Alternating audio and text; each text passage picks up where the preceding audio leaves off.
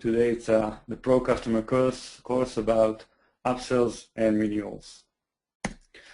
So thanks again for joining us. We really welcome you and appreciate your time. I assume that the goal of most of the people here are to learn how to make your customers successful. Customers actually stay with you for a long time, buy more over time, which of course yields to high retention and customer lifetime values, and do this as efficiently as you can. So that's the purpose of the webinar today. A couple of words about me, if you haven't tuned in the last two webinars. So my name is Omer Gottlieb. I'm the co-founder and Chief Customer Officer of Totango. And what I'm planning to do today is mainly share a lot of the knowledge and best practices that we've learned working with many companies. Again, it's not one size fits all, so you'll probably hear a lot of ideas that hopefully some of them are relevant for you, some of them may not be relevant for you. But again, we're sharing the knowledge, so hopefully everybody will understand a lot and gain a lot from it. Just a note, a lot of the things that I covered here were covered much more in depth in the previous three webinars that we did. So I do encourage you, log into our blog. You have the address here. There's a recording of each one of the previous webinars. So if you want to have a more in-depth discussion about some of the topics that we're going to have today, you'll probably find it later there. You have my details over here. Feel free to actually send me an email, Skype, and that's my phone number. If you have any question after the session, we'll be very happy to help you. A little bit about the agenda. We'll speak about why becoming a pro-customer company, then discuss our renewals and upsell approach. Number 3 is something that is becoming more and more hot topic lately when I hear from my customers. Who's responsible for upsells and renewals? Is that sales or customer success? So we'll discuss this as well. We'll cover some renewals and upsells predictors that will help you understand whether your customers are on track or off track. We'll speak about revenue stream predictability. How do you predict your revenue stream for upsells and renewals? And summarize, as always, with the top 5 takeaways. We'll have time to discuss question and answers. The best way to send questions is either via the chat here or simply send an email to orgot@totango.com, and we'll have some time for the session to answer all your questions. So thanks again, and let's start by explaining why becoming a pro-customer company. Companies understand that now customers control the buying process. So they're now converting from being a product-centric company to actually a customer-centric company. And to become a pro-customer company, you actually have to maintain, let's say, 3 main values. First of all, pro value. And if you actually followed me in the last 3 webinars, that's one of the main motives that I've spoke about, and we'll also speak today. Provide value to your customers and prospects in any discussion, any interaction, whether it's digital, automated, whether it's personal. You need to provide value to your customers. The second thing you need to do is being proactive. Don't wait until something is wrong. Reach out to them and actually, again, provide the value in a proactive way. And the third is being professional when doing that. So be smart with your communication, when you approach them, the things that you say to them. So being pro-customer company, it's all about value, proactive, and being professional. Why becoming a customer company? So our results actually show that if you're a company that's focusing on customer value, making your customers successful, it'll result in a higher customer acquisition rate, higher retention rate, and of course, higher customer lifetime value.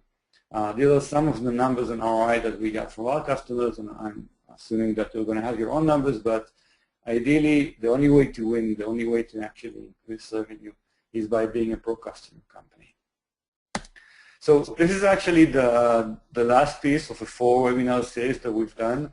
We've done a webinar about free trial conversion, customer lifecycle marketing, customer success management, and today it's about upselling and renewals. Again, I do encourage you to go into our blog or the URL that we have here. There's a lot of information in addition to what we discuss in the webinar. So feel free to go there and actually watch the webinars. So let's speak about renewals and upsells. What's the goal and what is our approach?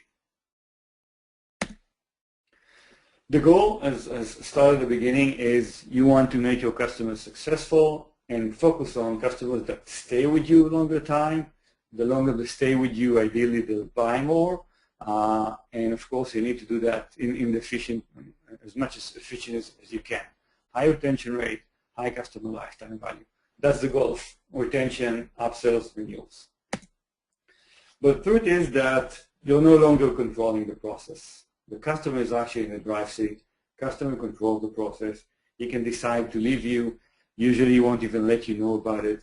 So the question is, how do you take back control? How do you make sure that, again, you lead the process, you provide value, and you make sure as many of your customers actually stay with you longer? And that's, again, the main idea that I've tried to explain and educate through the series of those webinars. Provide value, build trust. That's if you need to focus on one thing, how do I continuously provide value and build trust with my customers? And always you need to drive to do that. I'll discuss some of the ways that we can do that, some of other ways we'll discuss in the other webinars.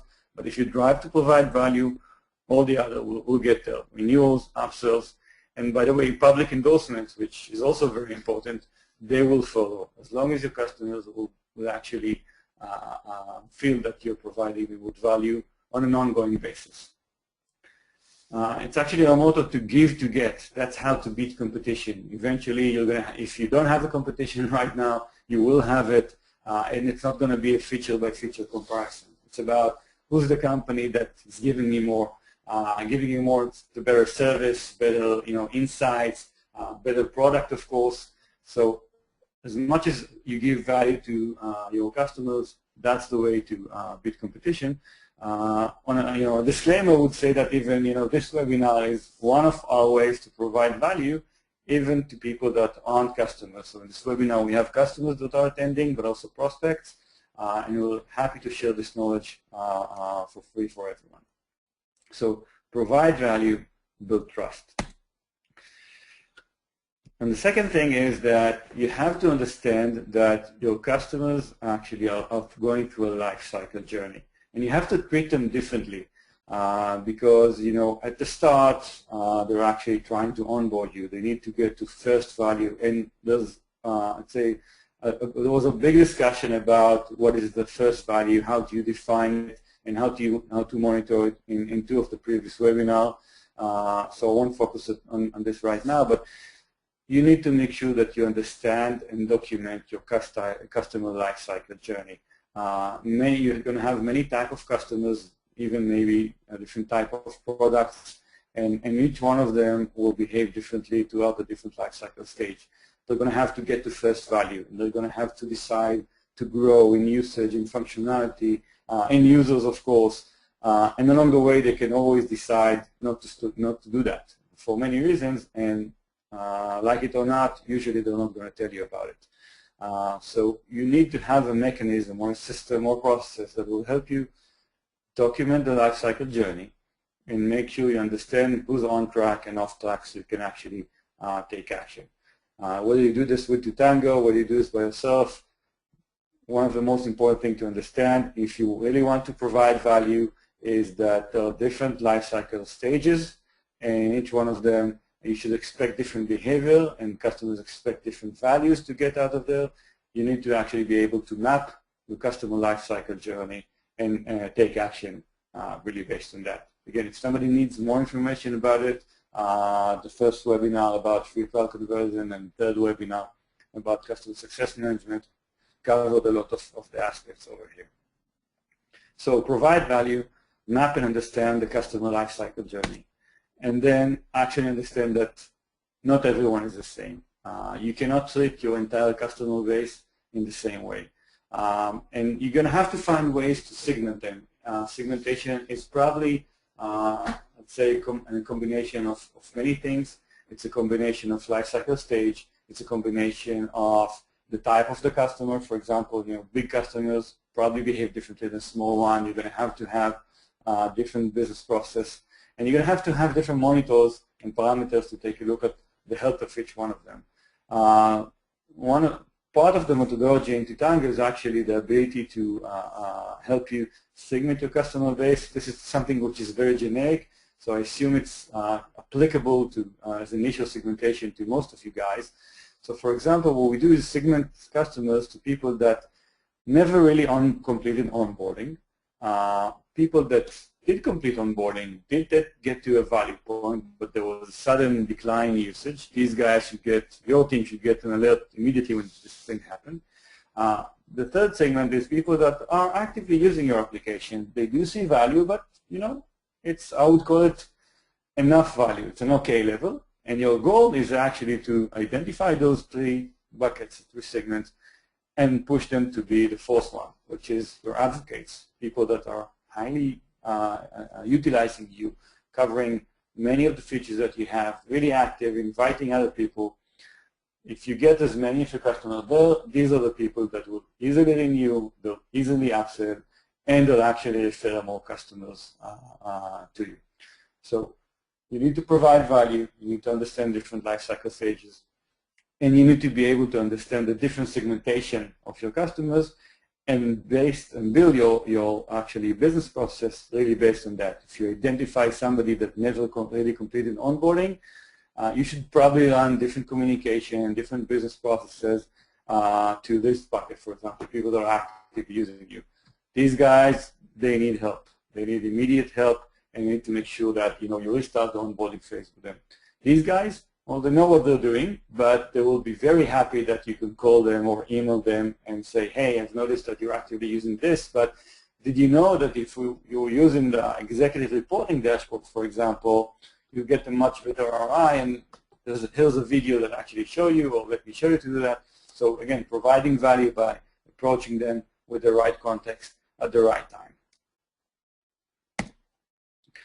And of course, it's always about being proactive. So the main thing you need to do after you're able to identify all of these things, you need to identify potential churn risks and upsells opportunities. And in a minute, we'll speak about some, let's say, appropriate signals to actually monitor. But you have to have a system to identify those risks and opportunities. Then you need to proactively approach the customers. Now, you can do that in many different ways. I've covered many of them in the previous webinars. What's important for me to explain it, it's not one size fits all. So if you have, let's say, very important customers, you probably want to approach them, personally with a phone call. If you have, let's say, a larger base of customers, then it's probably going to be an email. It could be a personal email, and if you're talking about thousands of customers, it's probably going to be a lifecycle marketing campaign or massive email. It could be other engagement tools or plays that I covered before that you can approach them, but again, you have to identify who you're approaching and what's the best way, what's the engagement play that you're actually utilizing to approach these guys. And whenever you speak with them, it's always about providing value. I teach my team that the last thing they want to do is give a customer a call or sending an email just saying or asking, hey, I wanted to check out what's going on. They don't care about this. They will care, and they'll be happy to know that you can provide them value.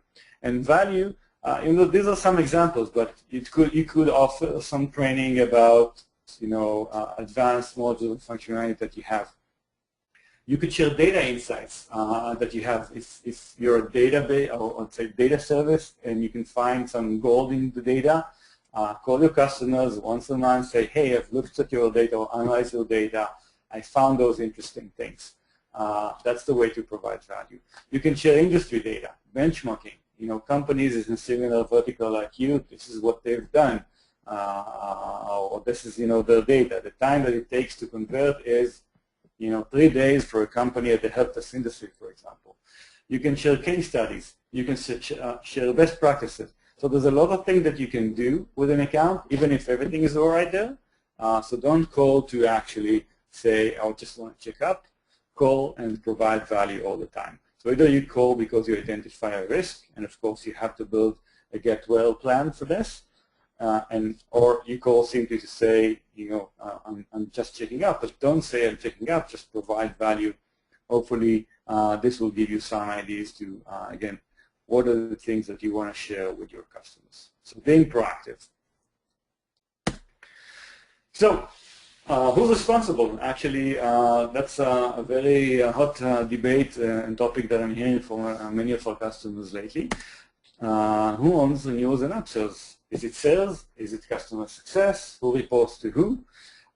So actually, just to share with you, we've actually released a survey yesterday. Again, feel free to go to our blog.totango.com. There are many very interesting insights about customer success organizations. But just to share, one of the questions that we ask is, who are you reporting to? If you're a customer success manager, what are the functions that you're reporting to? And you'll see there's a lot of mix. So a lot of people report to a VP of customer success, but also to CEO, to sales, to marketing, to CTO, to chief customer officer, and so forth. So I'm not here to tell you what's the right way, who do you report to. I just want to share with you that many organizations out there haven't figured it out. There's no right answer. As long as you're doing the right things, you need to actually make sure that you report to the right person. But our view about sales and customer success, and again, I'm not saying it's 100% fit for everybody, just sharing what we learned from other companies, is that renewal is usually a cross-department process where the customer success team, they need to make sure that customers are successful, that customers see value all the time, and the renewal team is actually responsible for the commercial discussion. So most of the companies that we work with and are successful with this, I'd say, process, that's the separation that they're doing. But it's very, very important to have some kind of an SLA between the customer success team and the sales team. An example for the SLA could be 60 days, 90 days, 120 days, really depends on your business process and model. So 90 days before renewals, customer health should be at least 80% positive.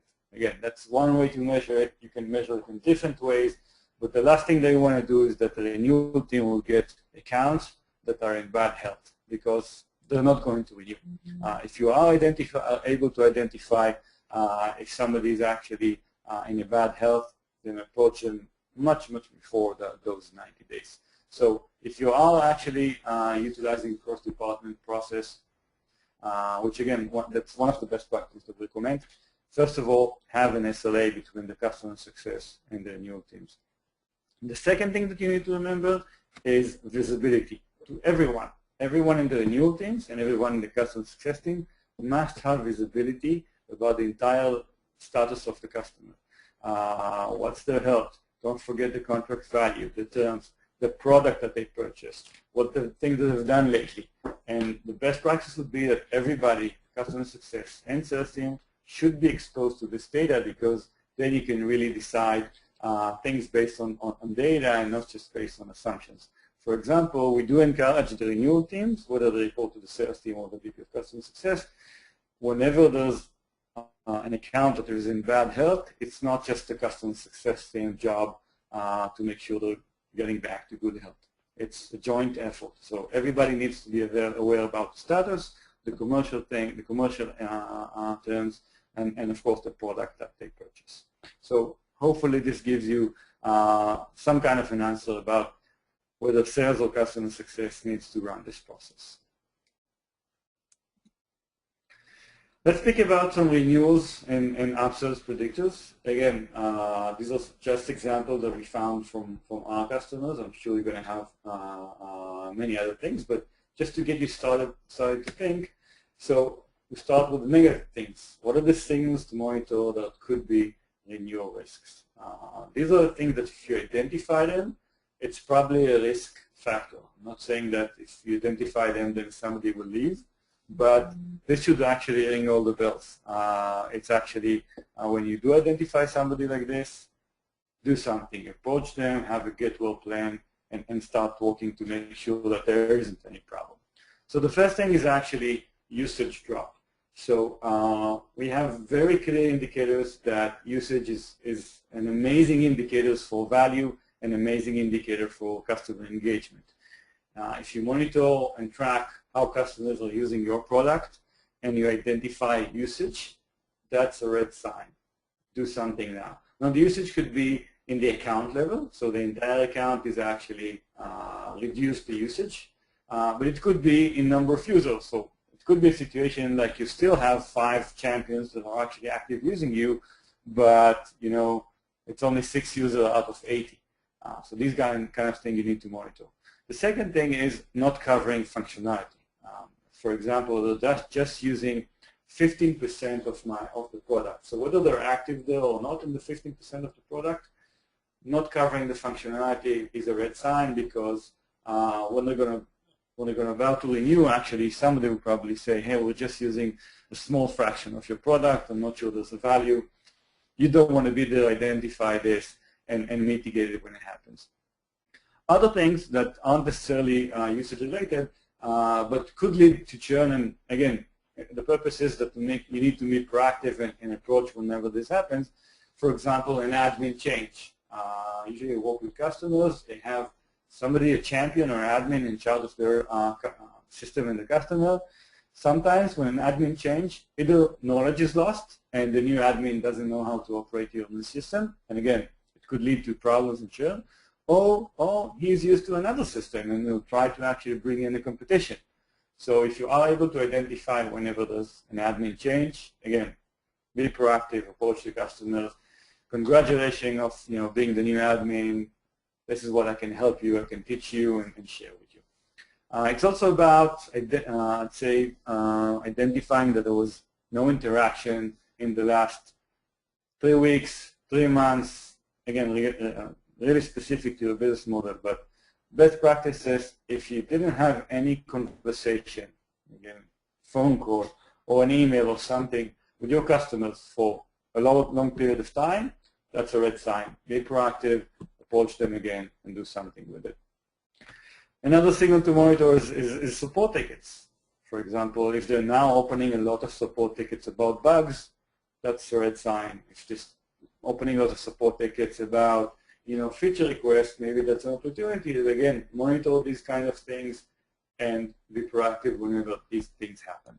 So these are the signals, again, some samples of signals to monitor to identify a potential renewal risk. On the flip side, upsell predictors. What are those positive indicators that could let me know there's an opportunity to upsell and I want to approach these customers right now? So again, some example could be license utilization. If you're selling by, again, size of database, number of leads, number of projects, number of tasks, number of tickets, whatever, and you do see that somebody is actually approaching, let's say, 85–90% of the license utilization, that's the good time to actually approach them and maybe offer an upgrade to a higher package. Other predictors could be if you identify that that's a large company and they're using your product actively, then again, they're probably advocates, approach them and try to upsell to different departments in the organization. Major functionality not being used, again, that's something that if you noticed, I also included in the negative predictors, but it's also a good opportunity for an upsell. If you identify that somebody is happy with your product but is not using many of the features there, approach them, teach them, educate them about those other features that they're not using, and it might not be a potential immediately for a product upsell, but it's definitely a potential for professional services training upsells, and eventually you're going to make the customer much more happy, and again, very good candidate to renewals and upsells.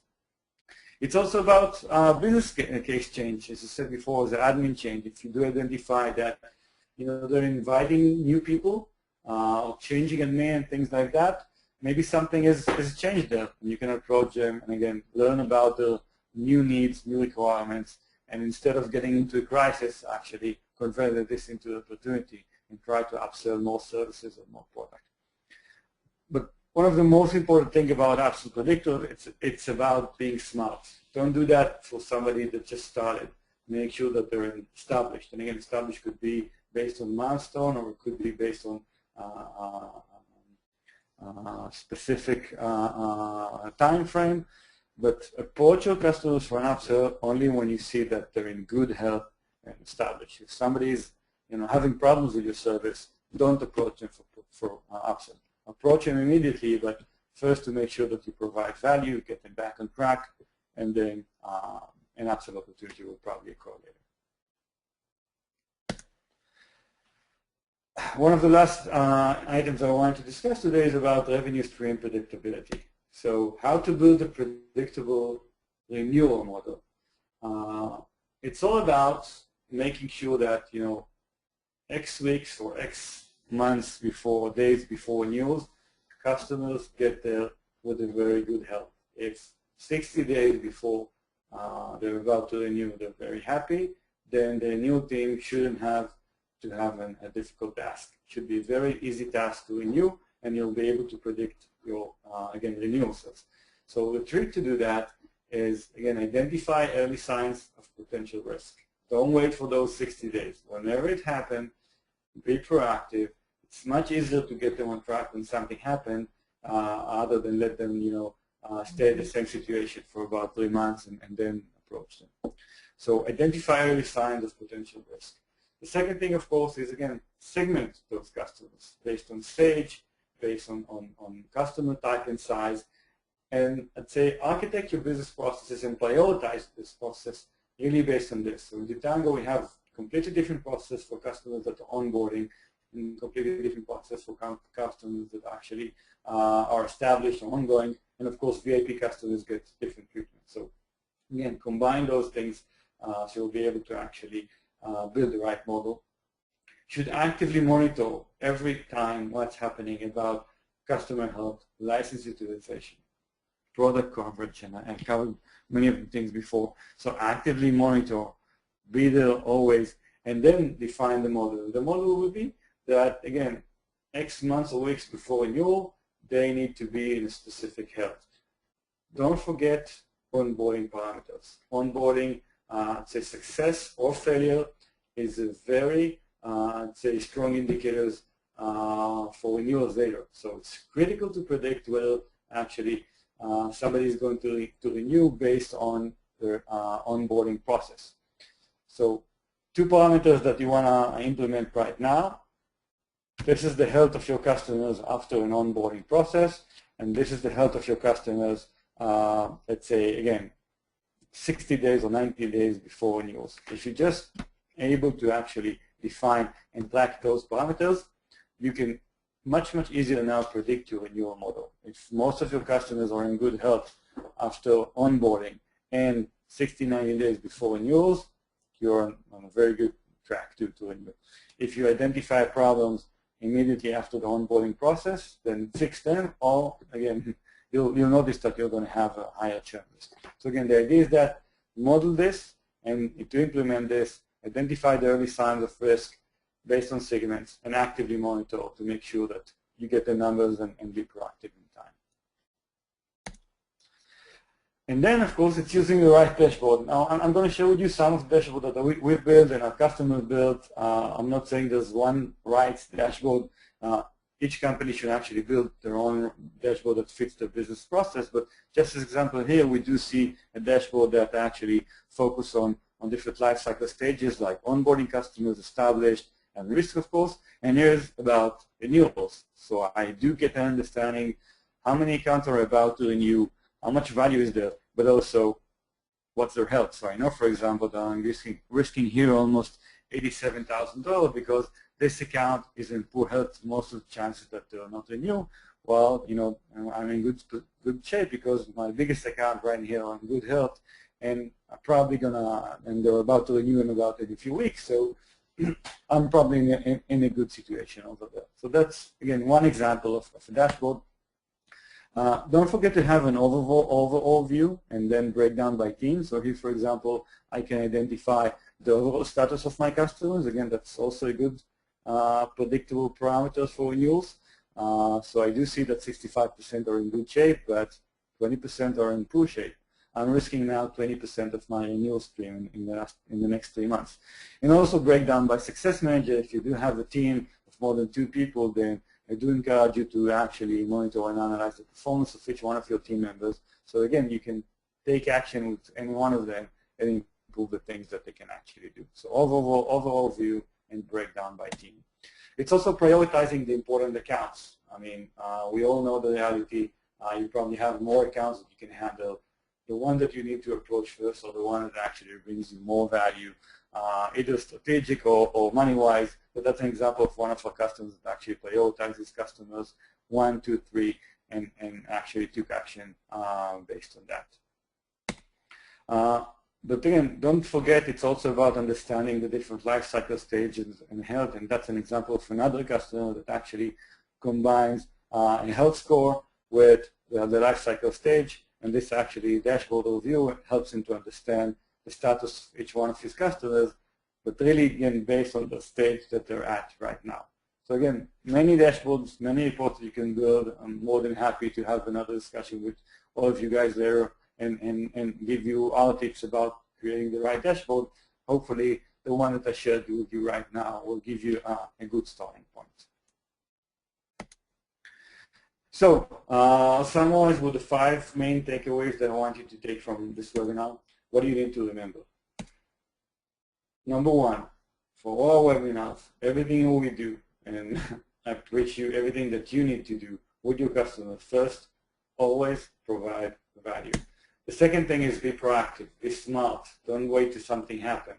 Approach your customers, either fix things or actually find opportunities and do something, but be proactive to do that. The third is using an early alert system. So build your own early alert system that will identify, let you know in time when do you need to be proactive, when there's a risk, when there's going to be a risk, when there's an opportunity. There's many alerts that you can actually define. Make sure that you actually do that so you have an early alert system to approach your customers in time so you'll be in a better shape. Have an SLA, communication and visibility between the sales and customer success team. Don't let it be like 2 separate teams that are not working together. They need to be, it's a joint task, joint effort with a clear defined SLA, communication channels, and most important also visibility, so they'll be on track and they can actually together make sure people will renew and upsell. And the fifth is, of course, build and present to all team members a full set of data about your customers. In Totango, for example, every person in the company can get an instant view to what's going on with all of our customers, what's the status, what can be improved, where are we doing good or where are we doing bad. So again, anybody in your company can actually suggest and take action based on that.